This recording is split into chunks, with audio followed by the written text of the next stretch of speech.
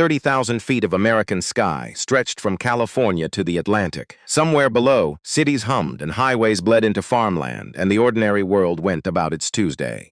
Up here, a man in a charcoal suit sat in seat 3A with a $5 billion deal on his tablet and a water glass sweating on his tray table. Taken a second sip yet. The cabin was full. The engines were warming. The flight attendant had just closed the forward door.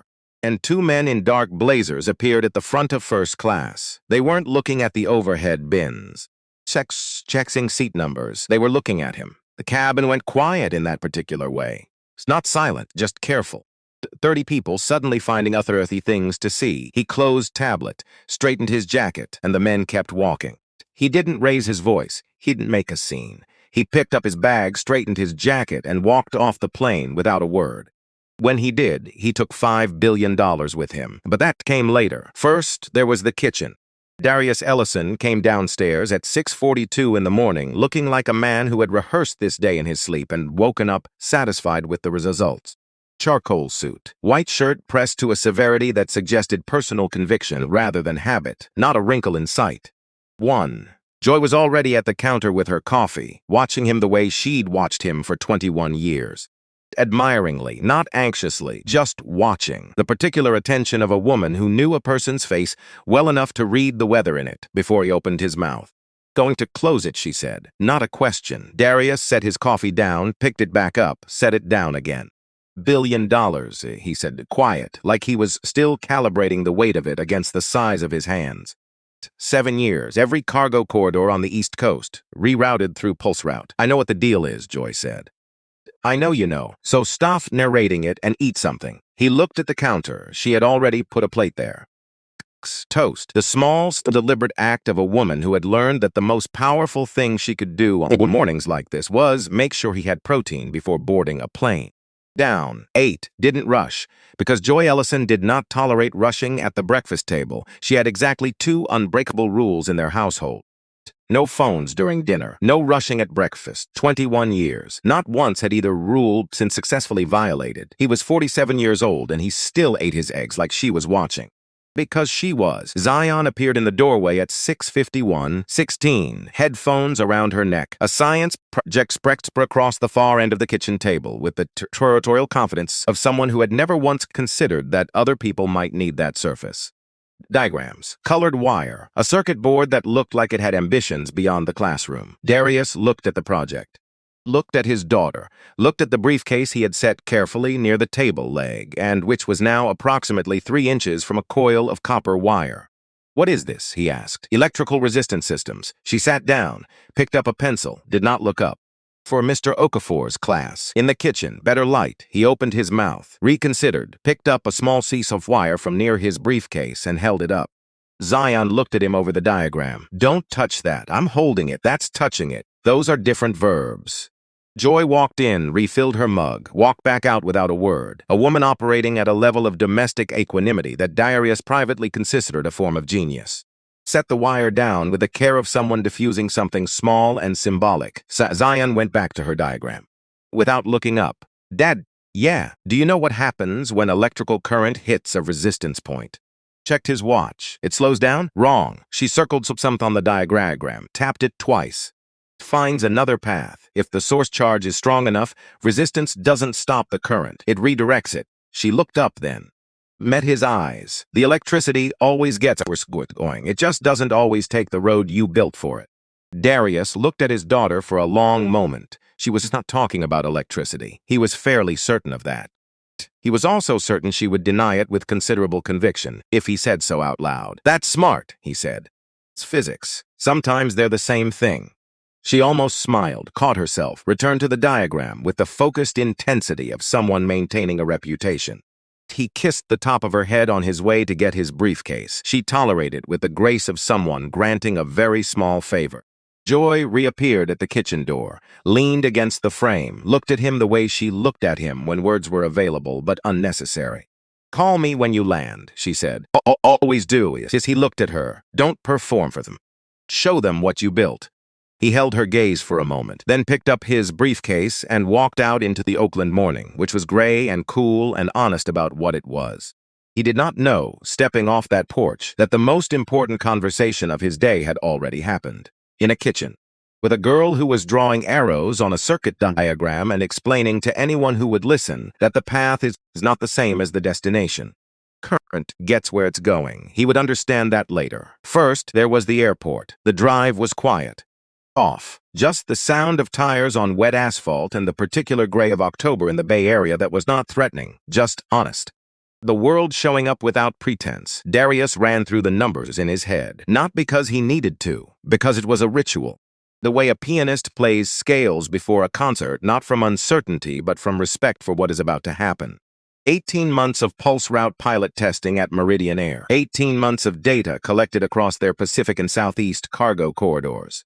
Cargo delay rates down 31%, fuel rerouting efficiency up 24%. Emissions reduced across the Pacific corridor by a margin that had made Meridian's sustainability team release a statement using the word transformative twice in the same paragraph. $1 billion, 7 years. His grandfather, a man who had pressed other people's clothes for 40 years in Beaumont, Texas, used to say, "Don't tell me what you're worth. Show me what you built." Darius had built something. Today, he was going to sit across a table from the people who needed it and remind them with complete professional composure that the number on the contract was the smallest part of what they were getting.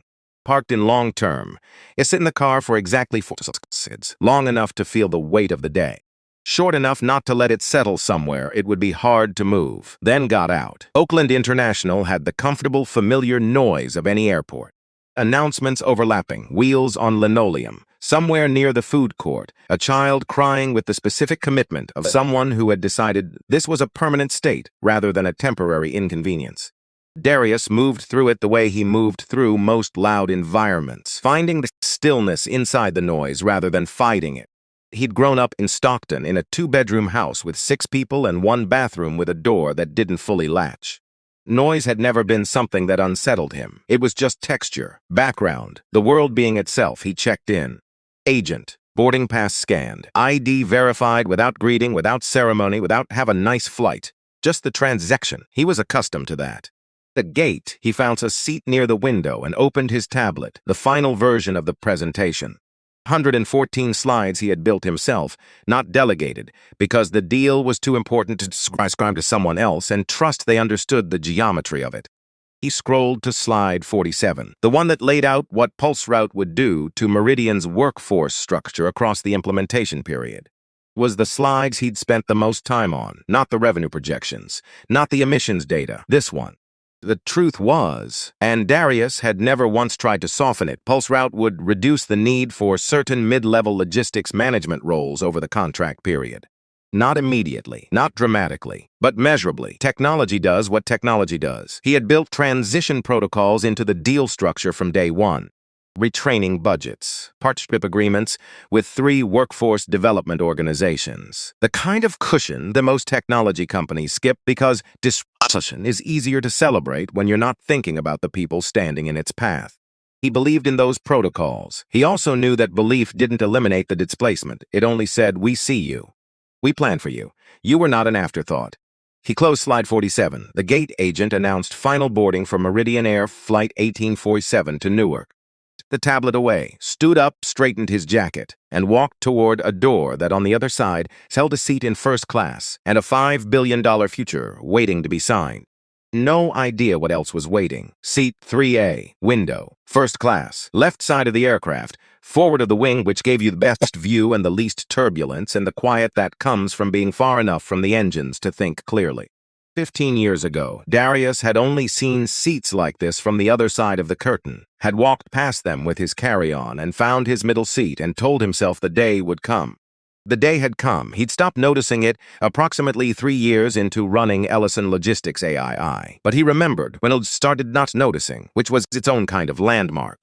Settled in, carry-on under the seat, jacket on. He never removed his jacket on a plane, not a rule he'd consciously made. More like an accumulation of experience that had calcified into practice. The understanding built over 20 years of walking into rooms where the default assumption ran against him, that every visible detail communicated something before he opened his mouth. Not interested in communicating the wrong thing. A flight attendant appeared, young, warm. the kind of professional warmth that was genuine rather than performed. "I get you anything before we push back. Water, no ice, please." Of course, she left. He opened the presentation, found slide 12, the executive summary. The language Nora Delaney had reviewed 4 times and approved with the particular thoroughness of a woman who treated contract language as something that could be load-bearing if you weren't careful. He was 3 sentences in when he felt it. Not a sound, not a movement, something more subtle than either. The shift in the air that happens when someone sees you and recalibrates, when whatever they expected to find in a space and what they actually find are not the same, and their nervous system adjusts before their face does. Then he looked up.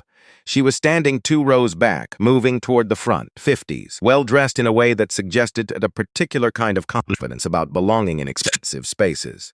Cream blazer, a bag that had been chosen carefully, the kind of woman who had never once in her entire adult life been asked to explain her presence somewhere, was looking at him, not with hostility, with something more complicated and, in its way, more revealing. Recognition. She knew who he was. The knowing had made her stop, just briefly, just half a step, before she continued forward and looked at the seat placard above 3A. "Hi," she said, the uncertainty of someone who has a line prepared and is deciding whether to use it. "I think there might be an issue with the seating." Darius looked at his boarding pass, looked at the placard. 3A, that's me. My boarding pass also showed 3A. He held his up, clean, clear. Mine was confirmed at check-in. Gate agent verified it. She didn't move. "Let me just check my phone," she said, already reaching for it. The flight attendant returned with his water, looked between them with the professional ease of someone who had navigated exactly this category of situation before and had a process for it. "Can I help sort something out?" "She believes she has 3A, Darius said, even cooperative. "My boarding pass shows 3A, confirmed at the gate." Attendant reviewed both passes. 30 seconds, less. "Your seat is 4C, ma'am. 3A is assigned to Mr. Ellison." The woman whose name Darius did not yet know made a small sound, nodded, moved back toward row 4. Darius returned to slide 12. He noticed, without turning around, that she did not sit down immediately. He noticed the sound of a phone being unlocked. He noticed the particular quality of a voice dropping to a register designed to carry only 1 row in any direction.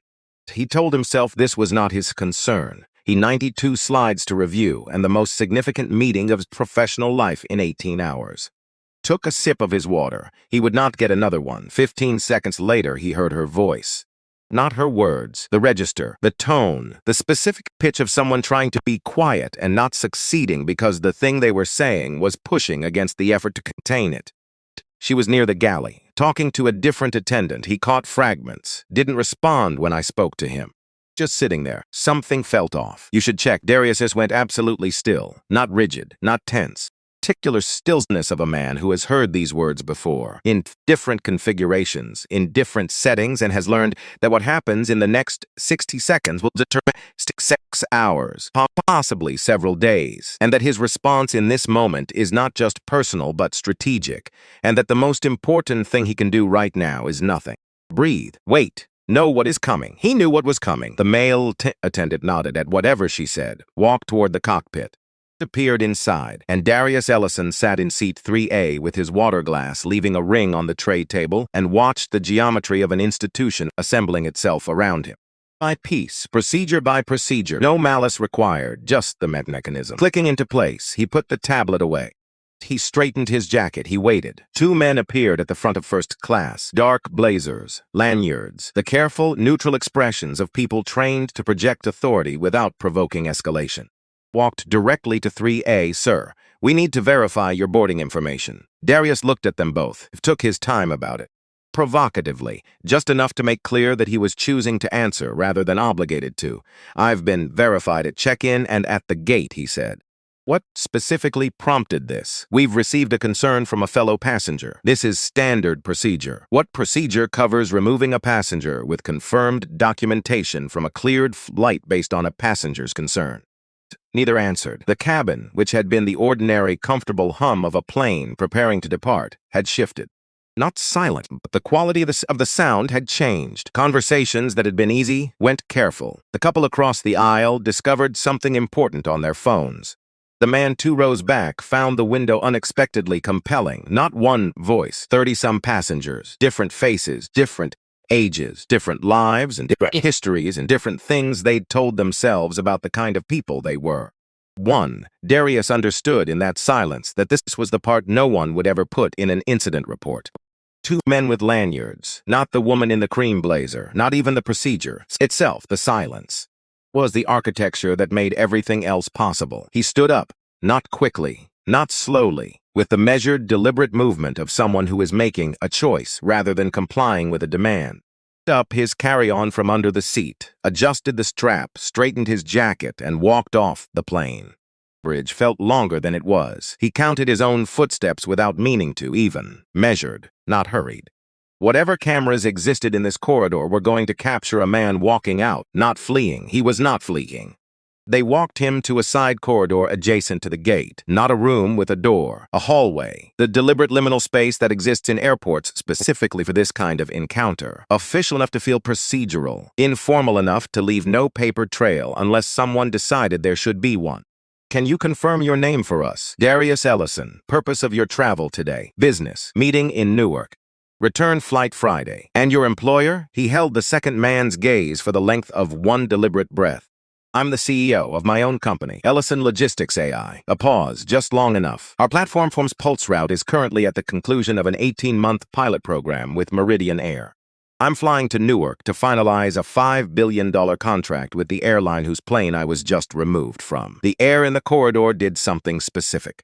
Both men exchanged a look, the particular look of people who have just realized the situation they were briefed on and the situation they are actually standing in are not the same situation.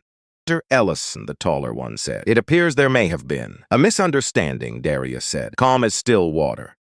Believe that's the word you're reaching for. A supervisor arrived, female, clipboard. A professionally apologetic energy that was entirely rehearsed and not even slightly personal. Mr. Ellison, we sincerely apologize for the disruption. We've identified the next available Meridian Air flight to Newark, departing in 2 hours and 50 minutes. I'd like to arrange a first-class seat and provide a travel voucher for. She held it out. Darius looked at it. I'd take it. What I would like, he said quietly, is an explanation of which written procedure authorizes the removal of a ticket, documented, pre-cleared passenger from a departing flight based solely on another passenger, expressing that something felt off. She opened her mouth. Because I've reviewed Meridian Air's passenger conduct policy, he continued, and I would appreciate you showing me the specific section that covers this scenario. She did not show him the section. She said she would escalate the matter internally. She said they would ensure this was fully reviewed.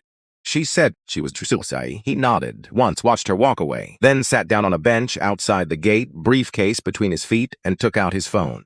Phone showed one missed call, unknown number, East Coast area code. He would deal with that in a moment. First, Nora. Nora Delaney answered on the second ring and said nothing at all for the first 3 seconds of the call, which was her way of indicating that she was already listening and he should proceed. He did. 4 minutes. Precise. Chronological. The clean language of someone who had already, during the walk through the jet bridge, begun converting the experience into a record. When he finished, Nora was quiet for exactly 4 seconds. Give me 90 minutes, she said. I have a flight in less than 3 hours. I'll use 80. She hung up. He sat with the phone in his hand, called the missed number back. Rang once. Mr. Ellison. The voice was measured, assured, the tone of someone accustomed to being the most senior person in whatever room they occupied. This is Leonard Graves, chairman of the Meridian Air Board. I wanted to personally call ahead of tomorrow's meeting to say how much we're looking forward to. Darius listened to every word. Leonard Graves was calling to say that the board was genuinely excited, that this partnership represented exactly the kind of forward-thinking investments in infrastructure that Meridian had been building toward for a decade. He personally admired what Darius had built and looked forward to a long and productive relationship. He had no idea. Not one person inside Meridian Air had thought to call Leonard Graves, chairman of the board, and mention that one of his gate supervisors had just walked the man they were about to pay $5 billion off one of their planes.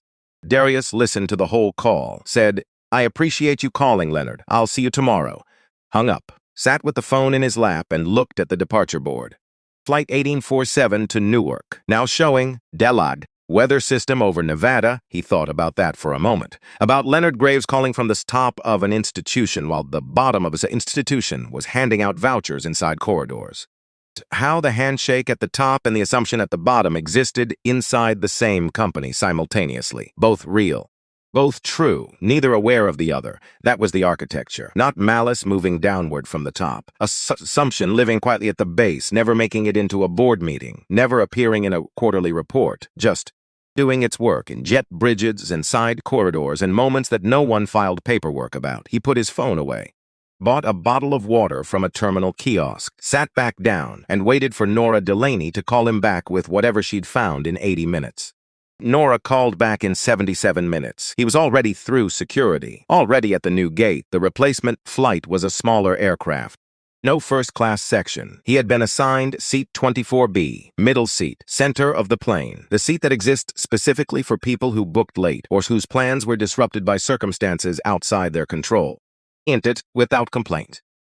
I found something, Nora said. Her voice had the careful quality of a surgeon who has located exactly what they were looking for and is now deciding the most effective sequence for delivering it. 14 of the contract. The addendum added in round 4 of negotiations. Darius leaned forward slightly. Tell me. A withdrawal clause. If Ellison Logistics terminates the agreement prior to signing for reasons classified as non-commercial, the language includes discrimination complaints, media escalation, and personal grievance as explicit examples. You're liable for $37 million. The gate around him kept its life. Announcements. A family negotiating overhead bin space. A man on a phone call explaining to someone named Janet that he would be home Thursday, not Wednesday, and that this was not negotiable from his end either. Round 4, Darius said. I was in Singapore.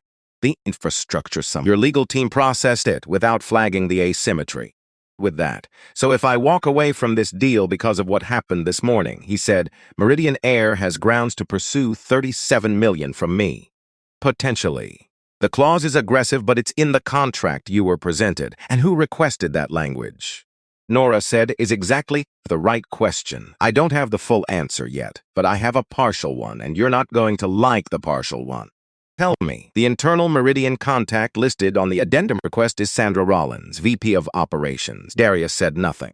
Sandra Rollins was not a name he associated with opposition. Sandra Rollins was the name he associated with the 18-month pilot program being approved, funded, and run professionally. She was the internal champion, the person who had pushed the deal through rooms that didn't want it. His team had described her as the reason the contract reached this stage at all. She put the clause in, he said. Yes, but I need more time to understand why. Because her internal communications from the past 18 months paint her as the strongest advocate for this deal inside Meridian. Which means either she's more complicated than she looks, or the clause means something different than it appears to. How long do you need? Already working on it. I'll have Omer by the tonight. If that tonight isn't Newark, tonight is my hotel room. I know where you're staying, Nora said, and hung up. He sat back. The plane began boarding. He picked up his bag. Found the line, found 24B between a woman reading a thick paperback novel and a man who had already claimed both armrests with the confidence of someone who did not expect this to be contested. He said nothing about the armrests. He had $37 million in liability, a $5 billion deal with a mechanism built into it that made it expensive for him to respond to injustice, and a 4-hour flight to Newark in a middle seat. He closed his eyes, thought about Joy, about the specific quality of her voice when she said don't perform for them. What it meant to show people what you'd built rather than what you could say about it. He thought about Zion at the kitchen table. The circuit diagram, the arrows, the colored wire. The current finds another path if the source is strong enough. He was the source. Always been the source. He opened his eyes. Outside the small oval window across the aisle, Oakland fell away below the aircraft. Spread wide and gray and indifferent and magnificent. Bridges threading the water. The city doing what cities do, regardless of what any particular person inside them was carrying. About the $37 million. He could cover it. He had the reserves. $37 million was not catastrophic for a company with Ellison Logistics AI's valuation. But it wasn't the money. It was the message. Someone had built into this contract a mechanism that made it expensive for him to respond to being treated unjustly. Whether by design or negligence, the effect was identical. The signal was the same signal he had heard his entire professional life, dressed in different clothes each time, but always the same thing underneath. Be quiet. The cost of speaking is yours to carry. He had heard that signal 400 times. He was not going to hear it a 401st without deciding consciously and deliberately what he was going to do about it. He reached into his jacket pocket, took out a small notebook, actual paper, actual pen, a habit he had maintained through every upgrade in technology because some saw thinking required the friction of a surface. He wrote one word, conditions. Then he wrote three things beneath it, and somewhere over Nevada, in seat 24B of a replacement aircraft, Darius Ellison's decided what the next 18 hours were going to look like. With anger, with the full, precise weight of everything he had built, he put the notebook away and let the clouds take the window. Newark in October smells like ambition and cold concrete. Darius noticed it every time he came east. That particular combination of diesel and river air and something older underneath, something the city had stopped apologizing for decades ago. Smell of a place that had been through enough to stop pretending. The hotel room was clean, functional, high enough floor to see the lights of Jersey City across the water, low enough to hear the traffic below. He hung his jacket on the back of the desk chair, ordered room service. Chicken, something green. Water without ice, because that was the only way he drank it and had been for 15 years. At the desk, opened his laptop, did not open the presentation. Instead, he opened a blank document and typed 4 words at the top. What actually happened today. Then he wrote it out, not for Nora, not for legal, for himself. The sequence of events in the order they occurred, without editorializing, without the softening language that professional communication required. Just the raw architecture of it. A woman saw him and stopped. A man with a lanyard followed a procedure. 30 people found other things to look at. A chairman called from the other end of the same institution to say how much he was looking forward to seeing him. But he read it back. Then he opened the notebook from the plane and looked at the 3 things he had written. Conditions. He thought about the word, about the difference between a condition and a demand. A demand was adversarial. It said, I am taking something. Condition was structural. It said, this is what makes a foundation sound. Without it, the building fails. The failure is not a punishment. It's physics. It spent 20 years building technology on the principle that efficiency and accountability were not in opposition. You could optimize a system and still treat the people inside it with dignity. That these were not competing values, but complementary ones. Tomorrow he was going to find out if Meridian Air believed that, and if they didn't, he was going to find out whether Owen Castleberry did. Not yet called Owen Castleberry, his lead developer Marcus Webb had mentioned during a Tuesday call that felt like it had happened in a different lifetime, that Horizon Wings had reached out twice in the previous week. Darius had filed that information somewhere in the back of his mind the way you file something you might need later. He might need it tomorrow. He finished his room service, looked at the lights across the water for a while. Thought about Joy. He called her at 9:17. She answered before the second ring. You okay? Better than this afternoon. Some managed answer. I know. She waited. I have the conditions written out, he said. 3 of them. I'm walking into that room tomorrow, and I'm going to give them the chance to be better than what happened today. They're not? Then I'm going to give that chance to someone else. Joy was quiet for a moment. Empty quiet, the particular quality of someone absorbing something they've already half prepared for. Zian said something tonight, Joy said. She was finishing her circuit board, and she said, without me asking, just out of nowhere, she said, I hope Dad remembers that the signal doesn't disappear when it hits a break in the circuit. Waits for the path to be rebuilt. Darius looked at the window, at the lights on the water. She's going to terrify people someday, he said. She's already terrifying people, Joy said. Her lab partner cried last week, and I'm not sure it wasn't justified. Close enough. Get some sleep, Joy said. You need to be sharp tomorrow. I'm always sharp. You're always prepared, she said. Sharp is different. Sharp is what you are when slept. He couldn't argue with that. Up. Closed the laptop, lay in the dark of the hotel room for a while, watching the ceiling. Thought about the $37 million clause, about Sandra Rollins. He thought about the woman in the cream blazer, whose name he still did not know, and the man in the lanyard, whose name he also did not know, and the chairman who had called with genuine warmth from the other end of the same institution. He stopped thinking about all of it and went to sleep, because Joy was right about sharp, and tomorrow required everything he had. Marcus Webb arrived in the lobby at 6:49, holding a coffee and wearing a hoodie under his blazer. Darius had, over the 3 years Marcus worked for him, made exactly one comment about this wardrobe approach. Marcus had listened carefully, nodded thoughtfully, and shown up the next day in the same configuration. The hoodie was a principle, not an oversight. Darius had accepted this. The car pulled out into the gray Newark morning. "You sleep?" Marcus asked. "Some." Nora didn't sleep. She texted me at 2:11, 3:47, and then again at 5:03. What did she find? Marcus looked out the window. "She'll tell you herself," which meant it was significant. Which meant Nora had found something that required her to be present for the delivery because reaction mattered as much as the information. "The slides," Darius said. "Solid. I rebuilt the opening sequence last night after you called. Cleaner entry into the data. Added one new slide." Marcus paused. 97. You'll want to see it before we walk in." "Show me now."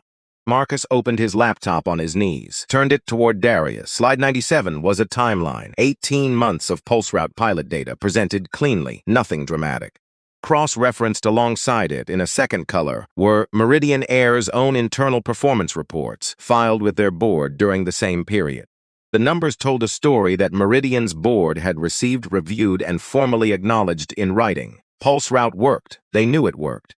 Told their own shareholders it worked, in language that left no room for ambiguity. "Where did you get their internal board reports?" Darius asked. "Their public record," Marcus said. "The fact is the SEC, anyone could pull them. A beat. No one thought to put them next to our data before."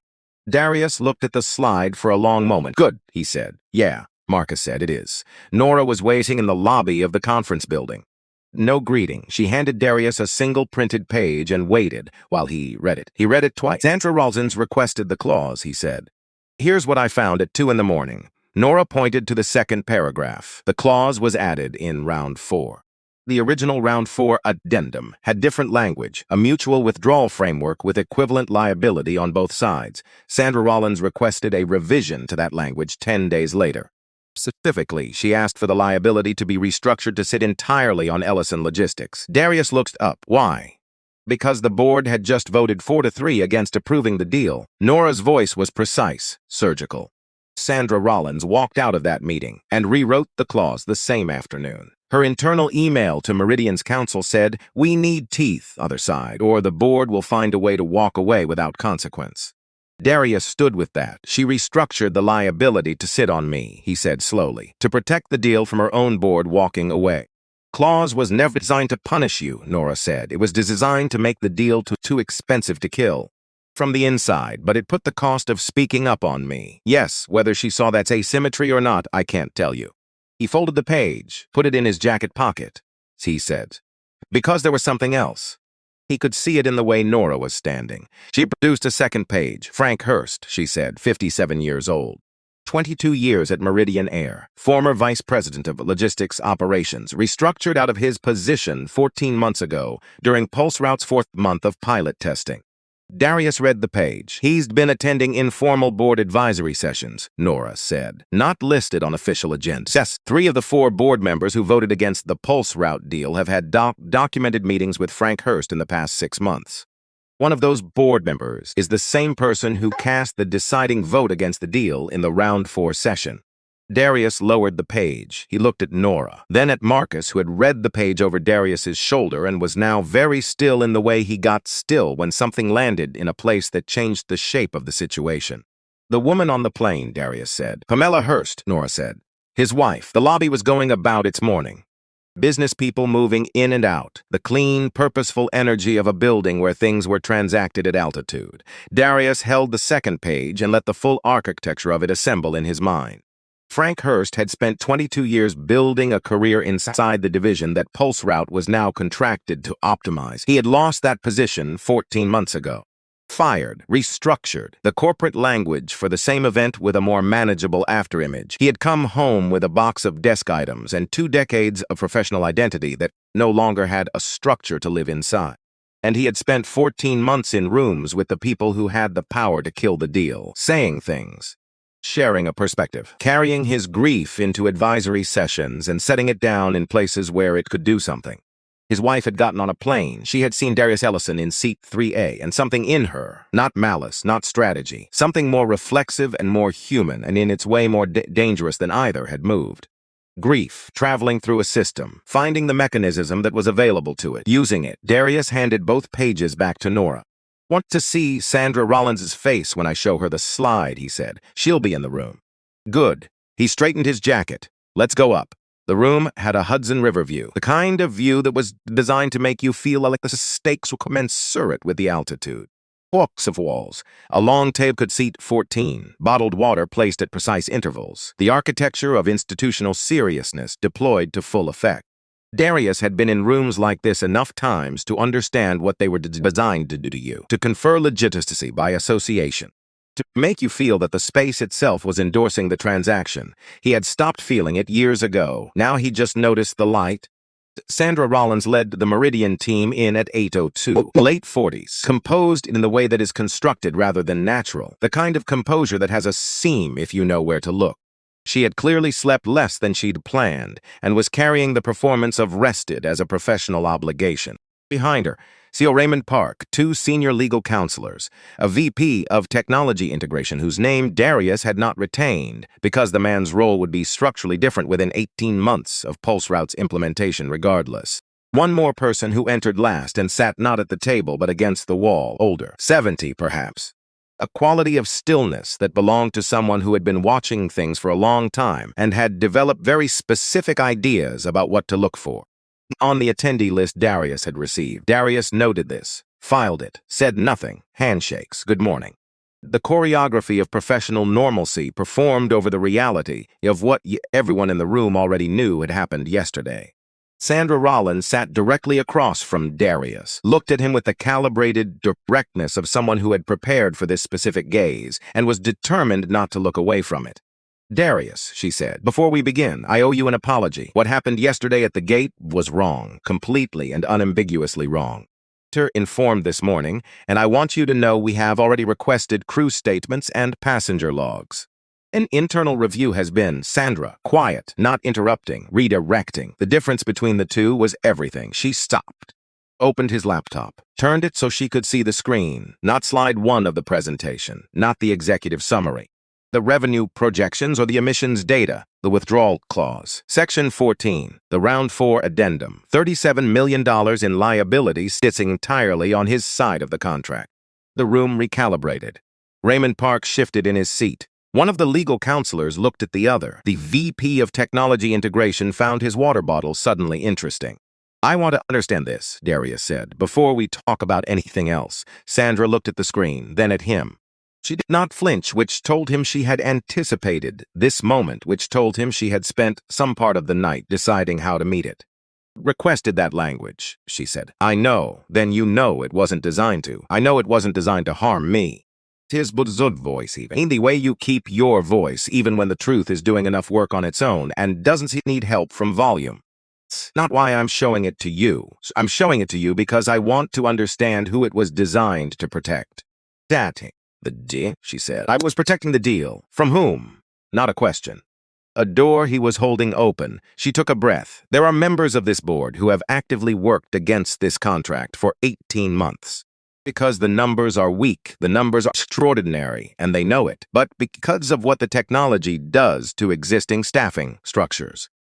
I needed to create a mechanism that made it costs for them to walk away. And instead, Darius said, you created a mechanism that made it costly for me to walk away.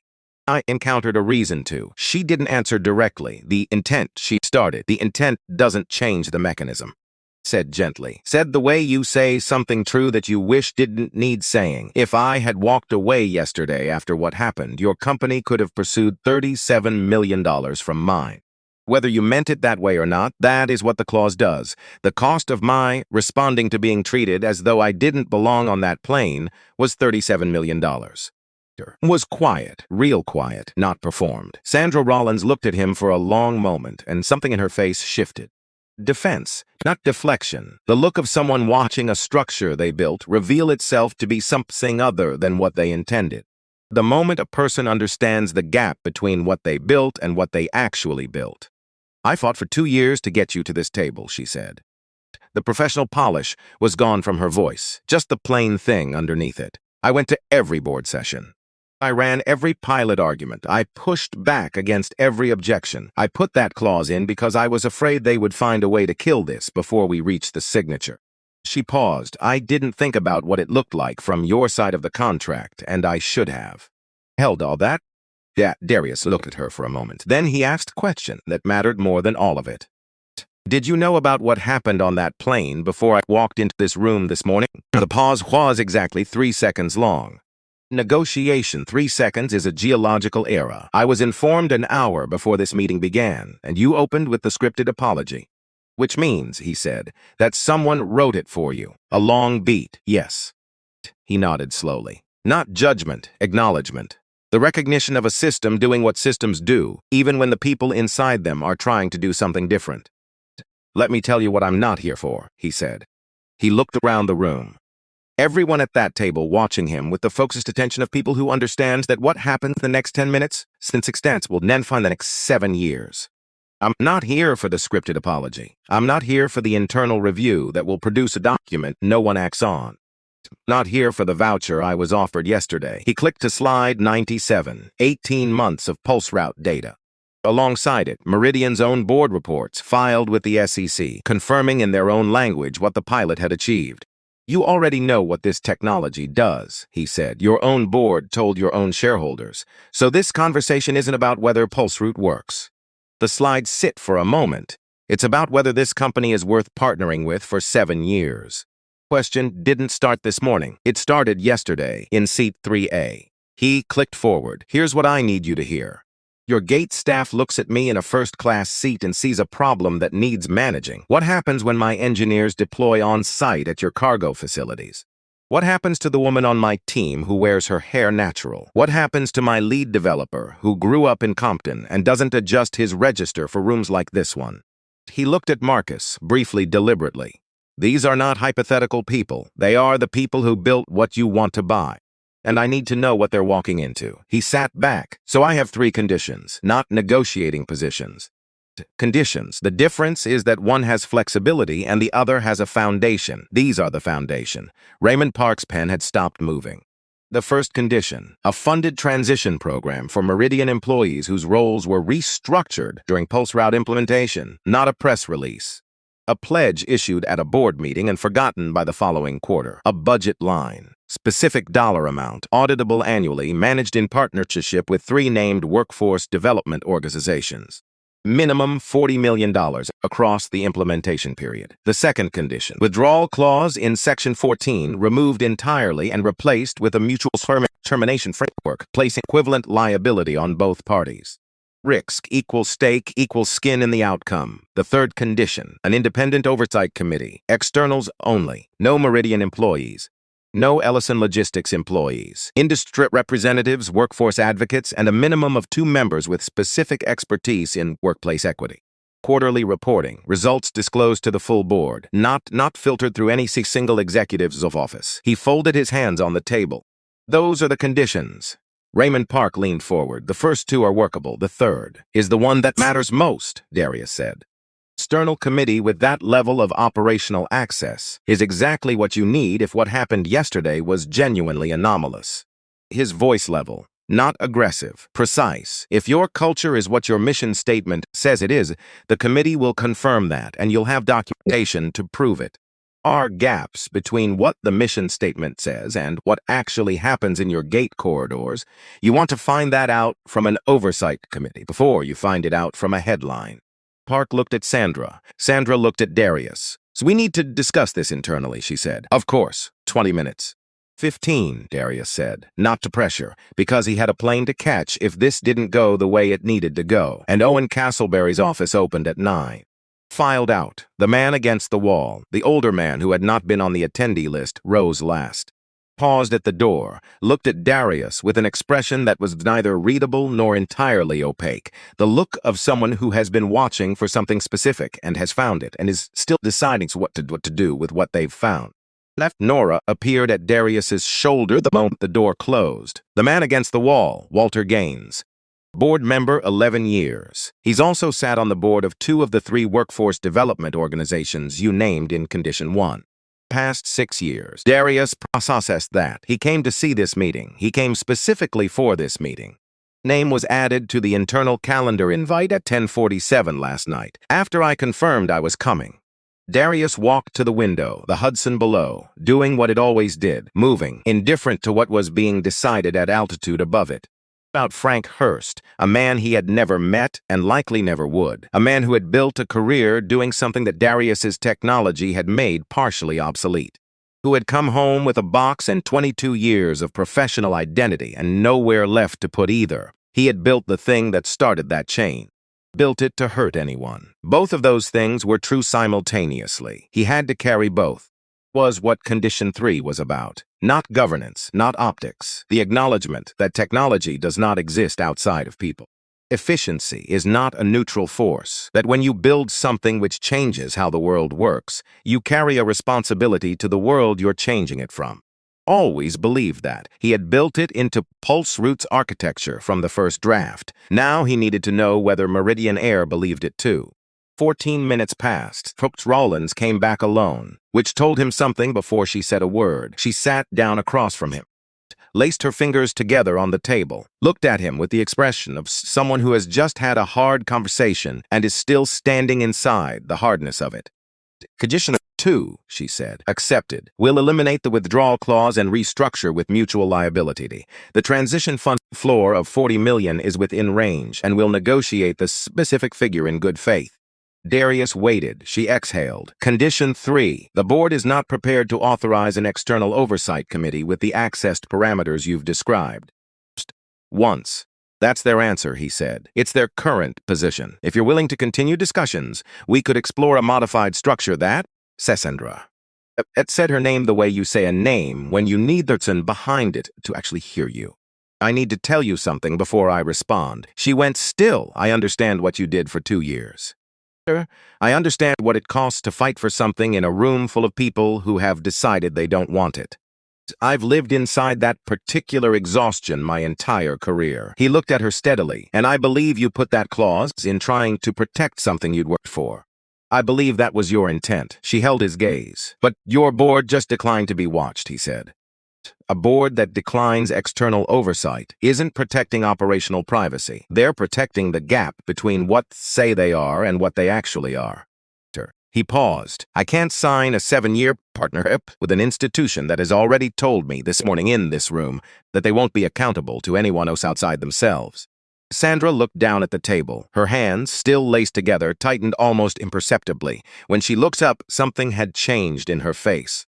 Not collapsed, reoriented. The way a person looks when the load-bearing belief has been quietly removed, and they're discovering what the structure looks like without it. She reached seat into the folder in front of her, put a single sheet of paper on the table. He looked at it. Resignation letter, her name at the bottom, dated this morning, 6:51 a.m., the timestamp said, before she walked into this meeting. Before she knew how it would go, before she delivered the board's answer on Condition 3. I wrote it before I came in, she said. I wanted you to know that. I wanted you to know I didn't write it because of what you just said. At the letter, then at her. Sandra. I've spent 11 years inside this institution, she said. I've fought for things that mattered. I've won some of them. I thought this was going to be the biggest one. She looked at the letter, not at him. A board that turns down accountability because they're afraid of what accountability would find. I can't work for that. I should have seen it clearly enough to act on it 18 months ago. She pushed her chair back. I'm sorry it took this to show me. She stood, extended her hand. He stood and shook it, firm. Real, the handshake of two people who have seen each other clearly and found that the seeing, even this late, was worth something. She let the door closed behind her. Marcus Webb, who had been sitting in the corner with his laptop in the particular stillness of someone who had been specifically asked not to speak, and had honored that request with visible effort, looked up. So, he said, we're done here. We're done here. Marcus already had his phone in his hand. Owen Castleberry's office. I have a number. Call it. Now? Darius looked at the Hudson one last time through the glass. The water moving, constant, doing what it had always done, regardless of what was decided in rooms above it. Now, he said. Marcus was already dialing, and Darius Ellis picked up his jacket from the back of his chair, shrugged it on with the ease of a man who had worn it through harder rooms than this one, and walked toward the door of a conference suite that had offered him everything it was capable of offering. It wasn't enough, not because the number was wrong, because the institution behind the number had looked at Condition 3 and said no.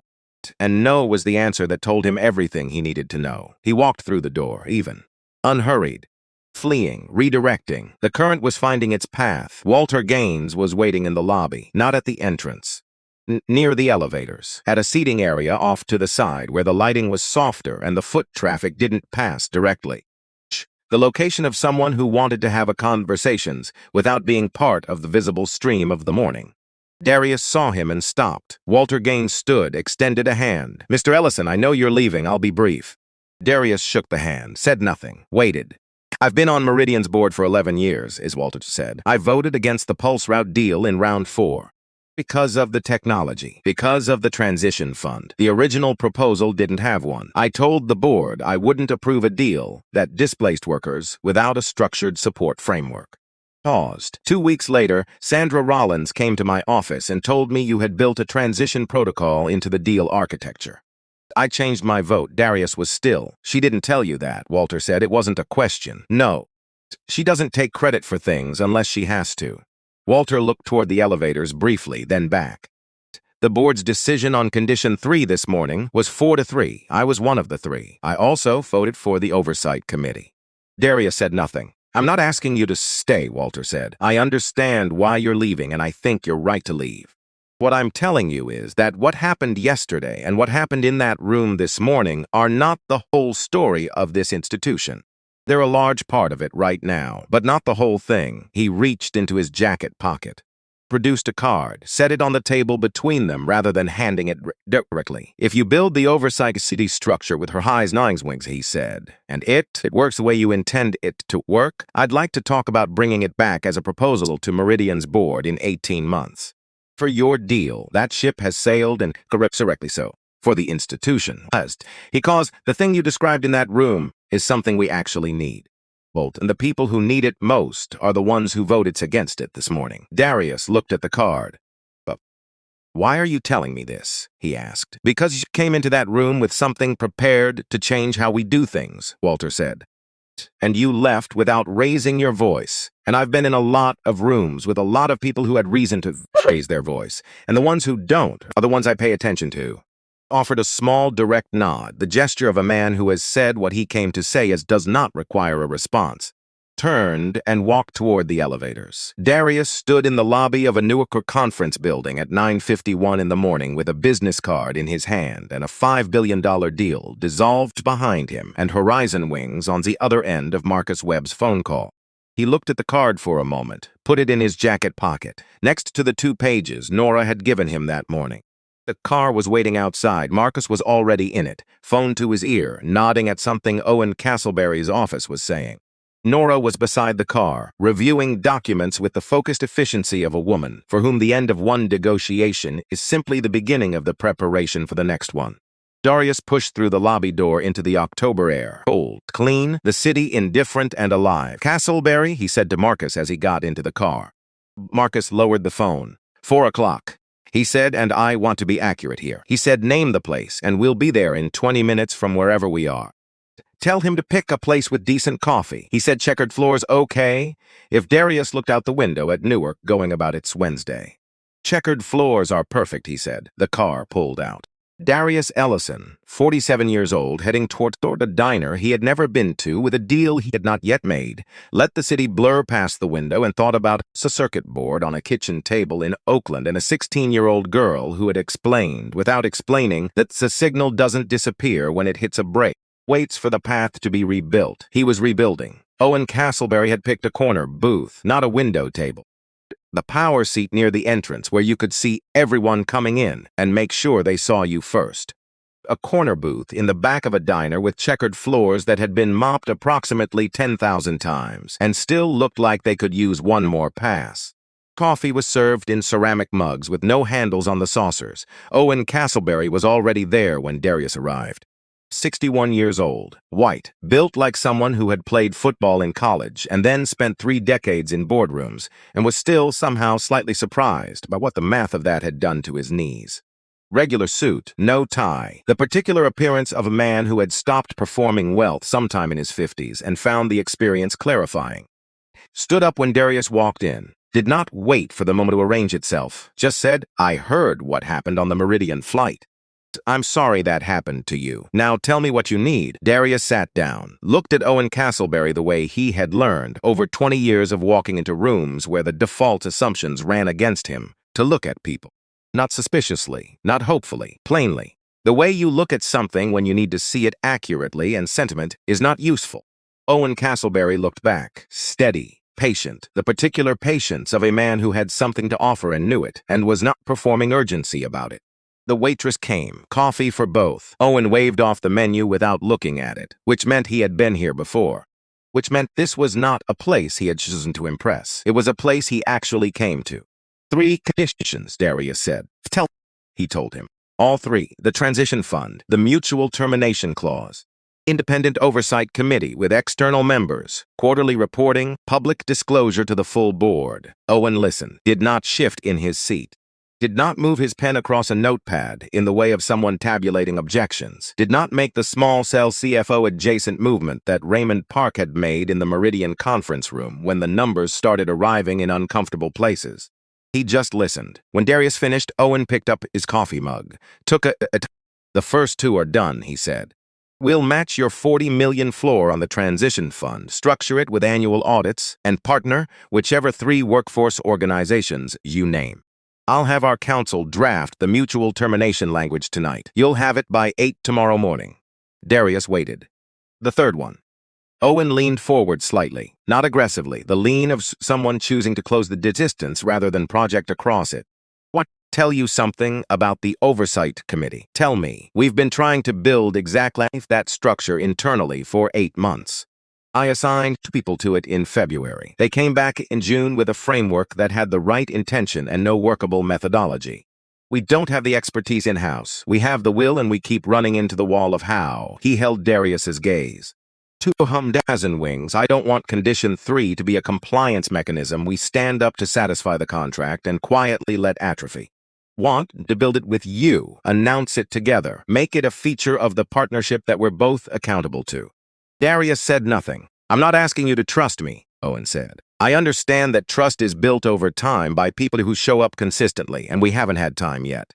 I'm asking you to build something that makes trust verifiable, which I know is different from trust itself, which was the right thing to say. Because it was sophisticated, because it was accurate, because it named the distinction rather than glossing over it, and naming the distinction honestly was the first evidence of the thing it was describing. Darius drank his coffee, thought about Walter Gaines in the lobby, about the card in his jacket pocket, about an institution with 4 votes against accountability and 3 votes for it, and the question of which number grew over time. 36 hours, CSS said. I need the first 2 conditions in writing and the Oversight Committee framework in a working draft. In 30 is acceptable. Owen Castleberry extended his hand across the table. Darius shook it. Not a done deal, a beginning. The specific handshake of 2 people who understand they are at the start of something that will require sustained effort from both of them and are choosing to start it anyway. Coffee in the ceramic mugs went cold while they talked for another 40 minutes about the specifics, not the numbers. Structure, the how, the details that determined whether an agreement was a document or a foundation. Outside, Newark was doing its Wednesday afternoon. Traffic and pedestrians and the particular momentum of a city that had no interest in pausing for anyone's negotiations. Darius paid for the coffee. Owen didn't argue about it, just nodded, which was, Darius thought, exactly the right response. He called Joy at 9:17. But she answered before the second ring. She always answered before the second ring when she knew he was in the middle of something that mattered. Meridian's done, he said, a breath. And Horizon Wings, Owen Castleberry, silence, the particular quality of someone absorbing confirmations of something they had already partially prepared for. Looked him up this morning, Joy said. After you mentioned Nora had the alternative contact, what did you find? His company has the lowest executive to median worker pay ratio in the commercial aviation industry. He donated $31 million to workforce transition programs last year. Not announced. It came up in a tax filing. A pause. And his CFO is a black woman who has been with him for 14 years. Not the whole story, but it's part of it. Darius sat down on the edge of the bed. A diner with checkered floors. Joy laughed. Small, real. The sound of a woman who understood exactly what that meant and did not need it explained. Are you okay? She said, not asking about the deal, asking about Skepum. I will be. That's a process answer. She waited. "I'm not angry," he said, which was the truest thing he could say and the hardest to explain. "I would be by now. I'm not. I'm something else." "What?" He thought about it. "Clear," he said. "I'm very clear." Joy was quiet for a moment. "Zion wants to know if you're going to be home by Friday dinner," she said. "Tell her yes. She also wants to know if you brought her anything. I've been managing a corporate restructure in a Newark diner." She said to tell you that's not an answer. He almost smiled. "Close enough. Tell her I'll bring her somethings with a circuit in it." Joy relayed this. A pause. Then Zion's voice in the background, distinct and dry. "That's more creative than I expected." "Get some sleep," Joy said. "I will." "Darius, you showed them what you built," she said. "Both of them. That's what I asked you to do." He held the phone for a moment after she hung up. "Look the window. Jersey City, lights on the water. The same view as the night before, different weight behind the looking." He was reaching to set the phone down when it rang again. Unknown number. New Jersey area code. Different prefix than meridians. He almost let it go, he answered. The voice on the other end was not corporate, not prepared, not the voice of someone who had run their words through a legal team before dialing. Was tired, careful, the voice of a person carrying something they had been carrying for a while and had decided tonight to set down. "Mr. Ellison, my name is Pamela Hurst." The room went very still. He sat back down on the edge of the bed. "I got your contact information from a professional directory," she said. "I wanted to call before I sent a letter. I wanted this to come from a person first, not from paper." He said nothing, let her have the space. "I'm not going to try to explain what I did," she said, "because I've spent 2 days trying to find an explanation that makes it acceptable, and there isn't one. So I'm only going to tell you what was actually happening for me, not to justify it, because I think you deserve the true version more than you deserve the one I might have edited to be easier to hear." Waited, and she told him about Frank, about 26 years old, built partly around the structure of his career, and what happened when that structure dissolved. The night he came home with the cardboard box, about how he did not cry. Pamela said this plainly, without apology, as a factual detail, but how he sat at the kitchen table for 4 hours without speaking, and she had never in 26 years seen him do that. The months after, the informal advisory meetings he started attending, the particular way he talked about pulse whistle, not with the clean, sharp edges of anger, but with something duller and more corrosive. Specific grief of a man who understood intellectually that the thing which had replaced him was genuinely better at what it did and could not decide whether that understanding made the displacement more bearable or less. The night before her flight, what Frank had said at the kitchen table, 2 glasses of wine in, not directing her, not planning anything. Talking, just carrying it out loud to the one person he trusted with the weight of it. "I got on that plane," Pamela said, "and I saw you. And I want to be honest about what happened next, because the honest version is worse than the version that makes me look confused or mistaken." A pause. "I recognized you. From a Forbes piece last spring, I knew who you were, and something in me, something I'm not proud of and don't fully understand, reacted to seeing you comfortable in that seat. To you, to what I had decided you represented." Her voice stayed steady, controlled. "I know that's not your problem to carry. I know it never was, but you deserve to hear me say it plainly." Darius sat with that for a moment. The lights, the city going about its night. "Mrs. Hurst, Pamela," he kept his voice even. "Frank know you called me?" "No. Are you going to tell him?" A longer pause. "I don't know yet. I think I need to figure out some things for myself first." "The letter you mentioned," he said. "Send it. I'd like to read it." "Okay." And Pamela. He kept his voice level. The way you keep your voice level when the thing you're step out does matters more than how it sounds. The transition fund in the Horizon Wings partnership has a specific component for mid-career logistic professionals whose roles were restructured during technology implementation periods. Frank may qualify. Tell him to look at the Ellison Logistics Workforce portal next week. The intake form goes live Thursday.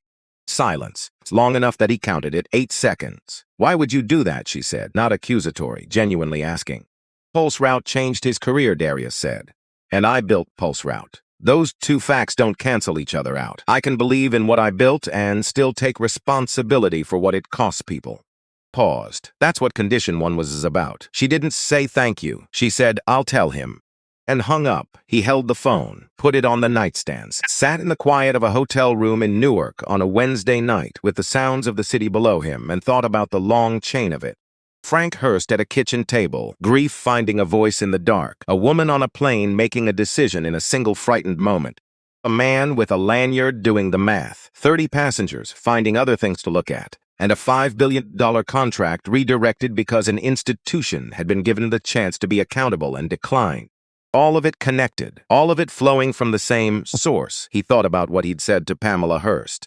Believing in what you built and still taking responsibility for what it costs, he had said it because it was true. He also knew it was the hardest kind of true, the kind you have to choose every morning rather than arrive at once and keep forever. Turned off the light, lay in the dark, slept better than he expected. The press room at Horizon Wing's Dallas headquarters had exposed ceilings, ducts, and folding chairs, and a podium that looked like it had been borrowed from a community college and not yet returned. Owen Castleberry, Darius had come to understand in 30 hours of working with him, did not believe in rooms that did the work for you. Terms had arrived at 7:58 Thursday morning, 30 hours and 8 minutes after they shook hands over cold coffee. Nora had read every line twice, flagged 2 points for clarification, received responses within 40 minutes, and declared the framework sound with the particular terse approval of a woman who did not hand compliments but was scrupulous about accuracy. The deal was real, and on Thursday evening had texted Darius a single lothpiz. Zion's here. Joy put her on a flight. Thought you should know. Darius had stood in his hotel room reading that text for a long moment. Then he'd written back. Tell her to bring the circuit board notes. Marcus, she already has them. Which was, Darius thought, exactly right. Now Zion stood at the edge of the small stage in her blue hoodie, hands in the front pocket, wearing the expression of a 16-year-old who was paying extremely close attention while performing the opposite. Nora was off to the left with her tablet. Marcus was near the back in his hoodie underblazer configuration that Darius had fully and finally accepted as permanent. Owen Castleberry stood to the right of the podium with the easy, unperforming posture of someone who had already said what he needed to say, and was to let someone else have the room now. Quarters, industry press, a handful of Horizon Wing staff gathered near the rear doors. 3 cameras. Owen spoke first. Brief. Announcement, the broad terms, the mutual commitment to the Oversight Committee structure and the Transition Fund. He spoke for 4 minutes and did not use the word synergy once, which Darius noted with appreciation. Darius stepped to the podium, looked at the room, did not look at his notes. A partnership only works, he said, when everyone at the table is treated like they belong there. Unhurried. He let it land before continuing. A reporter's hand went up immediately. Mr. Ellison, is this deal a direct response to the Meridian Air incident? Retaliation. He had turned this question over in his mind a dozen times since Tuesday. No, he said. Correction. Another hand. What's your response to Reginald Tatum's video? Darius paused. He had watched Reg Tatum's video twice. First time at 6:43 Thursday morning, when Nora sent him the link with a single line. You need to this sees before the news cycle does. Time an hour later, alone, without the professional frame of crisis management around it. 47 seconds, a parking lot. A street lamp, a man telling the truth about a calculation he had made, and the price he was still paying for it. Mr. Tatum said something important, Darius said. He said the system made the math possible. I think that's exactly right. Changing that math is why the Oversight Committee in this partnership agreement is not optional. Not for me, and based on the past 30 hours, not for Horizon's Wings either. Planksted. Owen, nod once. A woman in the third row, older, the kind of reporter who had been in rooms like this for 30 years and asked the questions that cut through to what actually mattered. What would you say to other executives who've been in similar situations, who've been removed from spaces they earned? Darius looked at her. Don't shrink, he said. Don't make yourself smaller so other people can be more comfortable. Don't take the voucher. Don't accept scripted apology. And if you have the capacity to set conditions, set them. Not just for yourself, for the people coming after you who won't have the leverage you have in this moment. He paused. The conditions aren't about punishment. They're about foundation. An institution that accepts accountability becomes something different than an institution that declines it.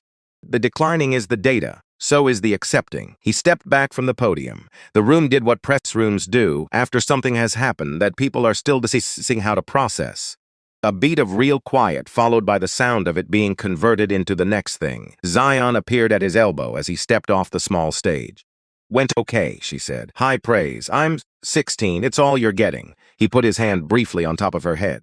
She tolerated it, the same as always. The corridor outside was quieter. Darius and Zion stood near a window overlooking the Dallas skyline. wide. Suns bleached in the way of Texas cities that had decided horizontal was enough, Dad. Yeah, the reporter who asked about Mr. Tatum's video. She was looking out the window, not at him. Did you know he was going to post it? Nope. Were you surprised? He thought about Reg Tatum in a parking lot at midnight, phone against the dashboard. A man who had run out of reasons to stay quiet and found that the silence waiting on the other side was worse than the cost of speaking. I wasn't surprised he felt what he felt, Darius said. Surprised he said it, with his name attached. Why does the names matter? Because anonymous truth is easier. Putting your name on something means you're not just releasing information. You're taking a position. You're saying, this happened, I was part of it, and I'll be accountable for that in public. Zion turns to this over. The expression she got when she was running something through the diagram in her head. His job, she said. Thursday morning, Meridian terminated him. Nora had called with the news at 7 a.m., matter of fact, no editorializing. Which is why I drafted this Thursday evening. He handed her his phone. She read it. An offer letter. Ellison Logistics AI, Director of Ground Operations and Security Standards, a role that had not existed Wednesday morning and had been created Thursday afternoon with a specific kind of lat that couldn't be hired for any other way. She handed the phone back. You made a job that didn't exist. I made a job the company needed. He's the right person for it, because he told the truth, because he understands the problem from both sides. Competence I can hire. That other thing you can't train into someone. She looked at him directly, no sideways sussing. Were you scared? On when they came your seat? Not scared, he said. Tired. Of what? Calculation people make before, I open my mouth. Of walking into a space knowing that some part of what certain people see is a problem they've already decided to have. It's its own kind of weight. Not dramatic, just continuous. But you keep going. Yes. Why? He looked at his daughter. Particular mind behind her eyes that turned everything into a diagram and figured out where the energy needed to go. Because the current doesn't stop, he said. It finds another path. She held his gaze for a moment. Then, precisely, I said that about a circuit board. I know. You can't make a teenager's science homework your personal philosophy. Already done. She shook her head. Started walking toward Nora and Marcus were waiting. Then stopped, half-turned. Dad, yeah, I'm glad you didn't take the voucher. Walking. He stood at the window a moment longer. Dallas in the October light, flat and wide and honestly itself. He followed his daughter down the corridor. The letter arrived while Darius was still in the air. Joy texted a photo of the envelope. Written address, New Jersey postmark. He texted back, leave it on the table. He landed at 4:48. Traffic on 880 was what it always was on a Friday. He watched the bay come into view and felt something in his chest that had been generating low freaky noise since Tuesday morning finally quietly settle. Resolve, settle. The way a thing finds its place in the structure of you rather than sitting loose and making noise. Joy was in the kitchen. She looked up and came around the counter and put her arms around him without asking anything or saying anything. Whole self present, he held on a moment longer than usual. Then let go. The letter's on the table, she said. Zion appeared in the doorway, hoodie, socked feet. She saw the envelope, looked at Darius. He picked it up and held it out. Down, opened it carefully. 4 pages, blue ink, the handwriting of someone who had learned it properly and used it rarely. Pamela Hurst wrote about Frank the way you write about someone you've watched suffer in ways you couldn't fix. The box. 4 hours at the kitchen table without speaking. The months after, carrying something that had no acceptable place to land. She wrote about herself without softening it. She did not reframe recognition as confusion. She said, I knew who you were and I reacted to what I had decided you represented. She said the honest version was worse than the manageable one, and he deserved the honest version. She wrote about watching Reg Tatum's video at midnight.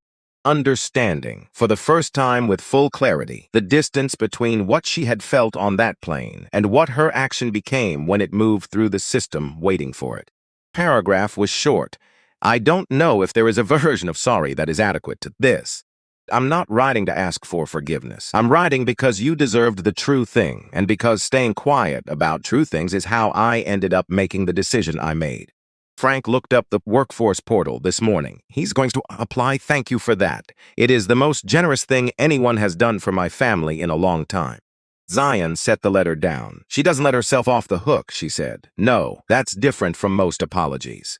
Plea. Yes, are you going to write back? I haven't decided. He looked at the circuit board notes she had brought from Dallas. Diagram with its arrows, resistance points, alternative pathways, and the new element she had added on the flight home. A secondary source, positioned differently, waiting. I'd say that what she did was wrong, he said, and that understanding why it happened doesn't make it less wrong. Sometimes those two things have to live next to each other without resolving into something neater. He paused. That the transition fund was never about her or Frank specifically. It was about the principle that when you build something that changes people's lives, you don't get to look away from what it changes. Zion was quiet a moment. That's a lot for a letter. Maybe I'll keep it short. The corner of her mouth moved. Quite a smile. Something that would be a smile in a few more years when she had decided the vulnerability was worth it. Joy set 2 mugs on the table, sat down between them, read the letter quietly while Darius drank his coffee and Zion traced something new on her diagram with a pencil. The kitchen was warm. Outside, Oakland was doing what it did on Friday evenings, the low hum of a neighborhood settling into the weekend. Somewhere down the block, someone cooking something that smelled like garlic and the ordinary good of an ordinary night. Joy folded the letter. She told the truth, she said. Yes, even when it came late, especially then, late truth is harder than early truth. Doesn't have the convenience of timing. It only has itself. Zion put her pencil down, pushed her notes toward the center of the table.